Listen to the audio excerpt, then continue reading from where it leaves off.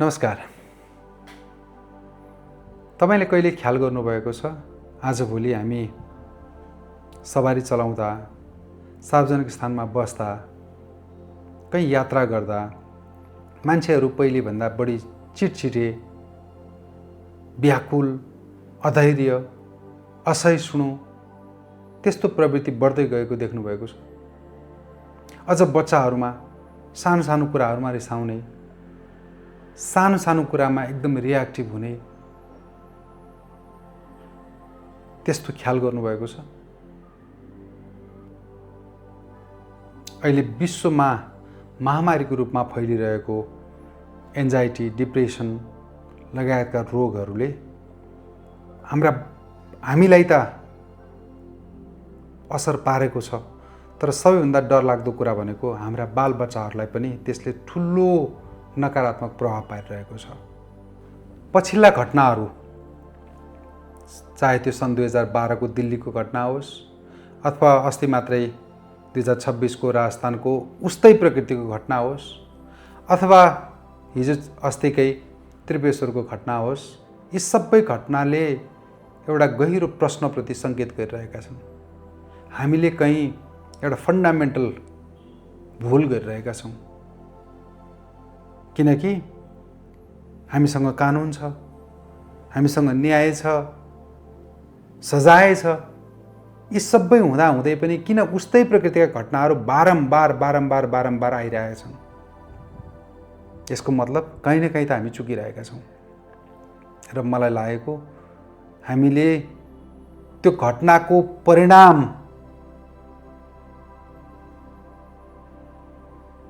को समाधान चाहिँ खोज्यौँ, तर त्यो घटना हुनको लागि त्यसको जरो के कुराबाट त्यस्ता घटनाहरू बारम्बार भइरहेका छन्, त्यसको मूल के हो भनेर त्यो मूलमा लागेको रोगको उपचार गर्नको लागि हामी चुकिराखेका छौँ। र म आज त्यही विषयमा यहाँहरूसँग केही कुरा सेयर गर्न गइराखेको छु। असाध्यै सरल कुरा तर महत्त्वपूर्ण विधिको बारेमा चर्चा गर्न गइरहेको छु। यी सारा घटनाहरूको समाधान गर्नको लागि सायद हामीले हाम्रो बच्चाहरूभित्र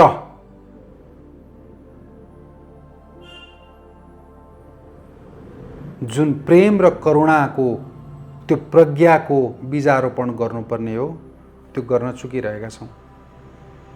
हामीले आफूभित्र पनि त्यो जागृत गर्न सकिरहेका छैनौँ अथवा कम सकिरहेका छौँ, तर बच्चाहरूमा त्यो सिड अहिले हामीले, त्यो बीजारोपण अहिले हामीले नगर्ने हो भने आउँदो 10औं वर्ष, 20औं वर्ष, 50औं वर्षसम्म पनि हामीले एउटा सभ्य, करुणामयी र प्रेमपूर्ण समाजको हामीले परिकल्पना गर्न सक्दैनौँ। यस्ता घटनाहरू बारम्बार आइरहन्छन् जस्तो मलाई लाग्छ। त्यसकारणले गर्दा हामीले बच्चाहरूमा प्रेम र करुणा भाव उनीहरूले अनुभूत गर्न सक्ने किसिमले बीजारोपण गरिदिनु पर्यो र त्यसको एउटै मात्रै उपाय भनेको ध्यान हो। पक्नुहोस्, अब ध्यान भन्ने बित्तिकै मलाई थाहा छ कतिपय साथीहरू भड्किनुहुन्छ। ध्यान भनेको यहाँ मैले कुनै विशेष धर्मको अथवा कुनै एउटा सम्प्रदायको कुरा गर्न खोजेको होइन। ध्यान भनेको यहाँ मैले केवल आफूभित्र फर्किने एउटा सामान्य विधिको बारेमा, आफ्नो श्वासलाई हेर्ने विधिको बारेमा कुरा गर्न खोजेको, जुन भगवान बुद्धले 2500 वर्ष अगाडि नै आनापान सतीको नामबाट हामीलाई एउटा विशेष टेक्निक दिएर जानुभएको थियो। तर हामी Buddha was born in Nepal भनेर पोस्टर टाँच्नमा व्यस्त भयौँ, ट्याक्सीको पछाडि स्टिकर टाँच्नमा व्यस्त भयौँ। तर बुद्धले दिनुभएको जुन सबैभन्दा महत्त्वपूर्ण विजडम थियो, त्यो विजडमको इम्प्लिमेन्ट गर्नतिर हामी लागेनौँ। आउनुहोस् अब त्यही विषयमा थोरै चर्चा गरौँ। हामीले सन् 2012 मा जोरपाटीमा भएको सेलिब्रेसन कोएटमा आइस ब्रेकिङ नाम दिएर एउटा सानो अभ्यास सुरु गरेको थियौँ। त्यसलाई अहिले हामी 1 मिनट मेडिटेसन पनि भन्न सक्छौँ, अथवा मलाई अहिले सजिलो लागेको चाहिँ प्रज्ञा पल अथवा प्रज्ञा पज, त्यसलाई जुनसुकै नाम पनि दिन सकिन्छ, अथवा सहज श्वास को विधि पनि भन्न सकिन्छ। यदि ध्यान भन्ने शब्द मन पर्दैन भने त्यसले के गर्यो भने विद्यार्थीहरू विभिन्न स्कुल घरबाट आउँदाखेरि विभिन्न किसिमको चाहिँ भावावेश लिएर आएका हुन्छन्। शिक्षक पनि विभिन्न किसिमको भावावेश लिएर आएका हुन्छन् र कक्षा कोठामा छिरिसके पछाडि त्यो विद्यार्थी र शिक्षकको ऊर्जा एकै किसिमको बनाउनको लागि, त्यसलाई सिङ्क गर्नको लागि 1 मिनेट मौन, त्यो मौनमा आफ्नो आउँदै जाँदै गरेको श्वास, त्यसलाई हेर्ने कक्षा अनुसार, कक्षाको स्तर अनुसार, चेतना अनुसार त्यो विधि त्यसलाई हेर्ने र प्रेम र करुणाले हाम्रो समाजमा पार्न सक्ने प्रभावको बारेमा केही बेर चर्चा गर्ने। यसरी हेर्दा हामीले हरेक कक्षामा सुरु हुनुभन्दा अगाडि यो विधि हामीले प्रयोग गर्यौँ भने सुन्दाखेरि यो सामान्य पनि लाग्न सक्छ, तर यसको यत्रो धेरै ठुलो म्याग्निट्युडमा यसको इम्प्याक्ट पर्छ कि तपाईले यसको अरू कुनै विधिसँग यसको तुलना गर्न सक्नुहुन्न। यो मैले मात्रै भनेको होइन, हामीले त्यतिखेर त हामीलाई थाहा थिएन, तर पछि हामीले रिसर्च गर्दै जाँदा थाहा पायौँ दलाई लामाले 2012 मै दिल्लीमा हजारौं स्कुलमा उहाँले ह्याप्पिनेस प्रोग्राम भनेर सुरु गर्नुभएको रहेछ।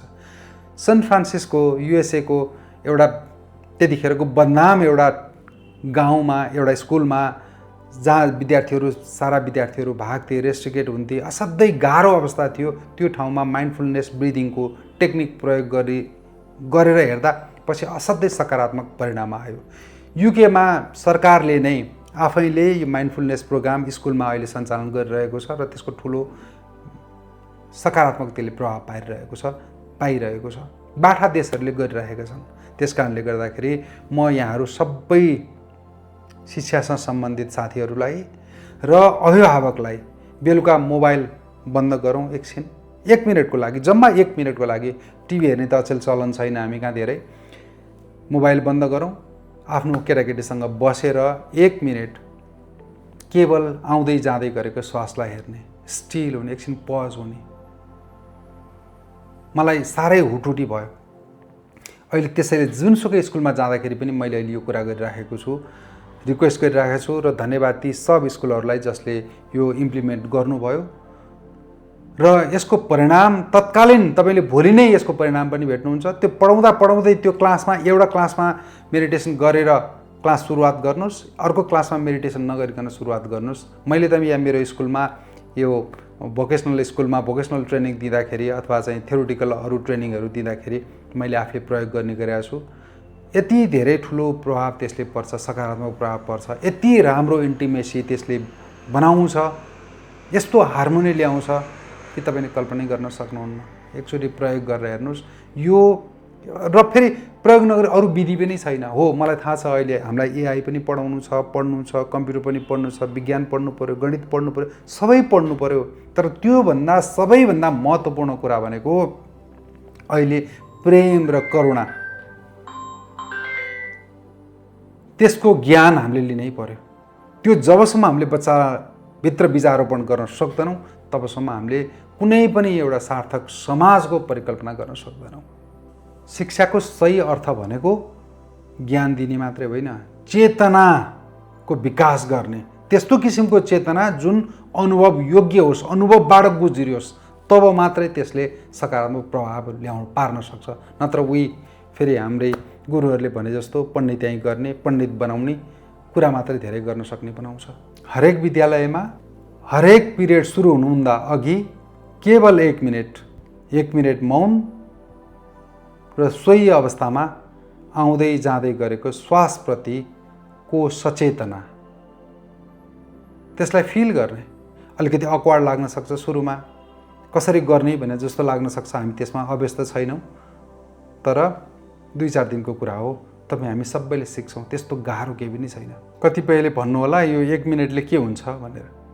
हिसाब गर्नुहोस् त, दिनमा 8 पिरियड, वर्षमा करिब 200 दिन, त्यस हिसाबले करिब 1600 मिनेट, अर्थात् करिब 27 घण्टा।